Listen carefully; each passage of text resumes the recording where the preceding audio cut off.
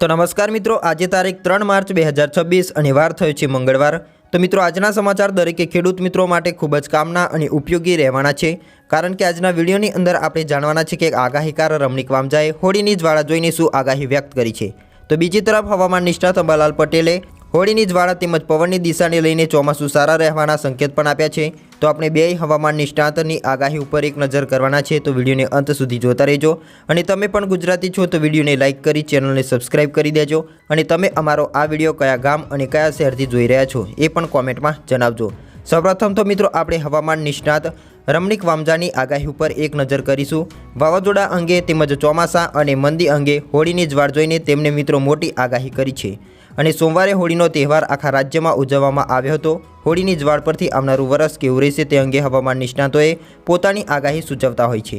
હોળીની જ્વાળ પરથી આગાહીકાર રમણીક વામજાએ પણ વાવાઝોડું, ચોમાસું અને મંદી અંગે મોટું અનુમાન આપ્યું છે। તેમણે ખેડૂતો માટે મહત્વની આગાહી કરી છે, જેમાં તેમણે જણાવ્યું છે કે આ વખતે ભાદરવા સુદ 6ઠ્ઠા દિવસે અનુરાધા નક્ષત્ર છે, એટલે વર્ષ સારું રહેશે તેવું પણ તેમના દ્વારા જણાવવામાં આવી રહ્યું છે। આ વખતે ભાદરવા સુદ 6ઠ્ઠના દિવસે અનુરાધા નક્ષત્ર છે, એટલે વર્ષ સારું જશે। ભાદરવા વદ અને આથિયા નક્ષત્ર બેસે છે, એટલે પાછોતરો વરસાદ સારો રહેશે અને ગાજવીજ સાથે પાક પાણીમાં પણ નુકસાન થશે। જેમાં મિત્રો આ વર્ષે 2026નું વર્ષ સારામાં સારું જશે। આ સાથે તેમણે જણાવ્યું છે કે આ વર્ષે અતિવૃષ્ટિ થશે અને અતિભારે ગરમી પણ પડશે।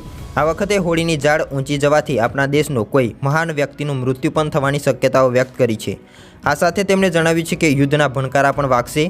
ઓગસ્ટ મહિનામાં હજી પણ સૂર્યગ્રહણ અને ચંદ્રગ્રહણ આવશે, જે પણ ભારે હોઈ શકે છે। આ વર્ષે અખાત્રીજના દિવસે રોહિણી નક્ષત્રમાં અતિ ગરમી પડશે। આ વખતે ભાદરવા સુદ 6ઠ્ઠના દિવસે અનુરાધા નક્ષત્રનો પ્રવેશ થવાનો છે, એટલે કે સારામાં સારું આ વર્ષ રહેશે તેવું પણ તેમના દ્વારા જણાવવામાં આવ્યું છે। વરસાદ પણ ગાજવીજ સાથે થશે અને સાથે પાક પાણીમાં પણ નુકસાન થશે। એપ્રિલ અને મેમાં પણ વાવાઝોડા સાથે વરસાદ થશે તેવું તેમના દ્વારા જણાવવામાં આવ્યું છે। રમણીક વામજાએ હોળીની જ્વાળ પરથી જણાવ્યું છે કે અત્યારે હોળી નમે છે, જેથી દરિયાકાંઠે વાવાઝોડા સાથે અતિભારે વરસાદ થાય। આ વખતનો વરસાદ ખેડૂતો માટે સારો રહેશે। બે સૂર્યગ્રહણ અને ચંદ્રગ્રહણ આવવાથી વેપારીઓ માટે ભયંકર મંદી આવશે।